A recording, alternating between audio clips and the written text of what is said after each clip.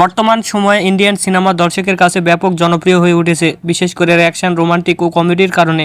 আজকে আমরা জানতে চলেছি কেশরী চ্যাপ্টার 2 সিনেমার কিছু অজানা তথ্য।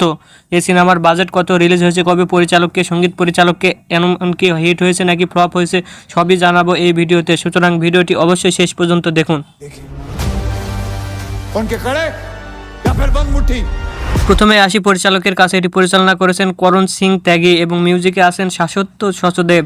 প্রযোজনা করেছেন ধর্মা প্রোডাকশন। অভিনয় করেছেন অক্ষয় কুমার, আর মাধবন, অনন্য পাণ্ডে সহ আরও অনেকে। এটি 18 এপ্রিল 2025 সালে হিন্দি ভাষায় মুক্তি পায়। এ সিনেমার বাজেট প্রায় 150 কোটির মতো। এটি বিশ্বব্যাপী আয় করেছে 145 কোটি। সেই সাথে সিনেমাটি ফ্লপ হয়। এটি এখন ওটিটি প্ল্যাটফর্ম জিও হটস্টারে দেখা যাবে।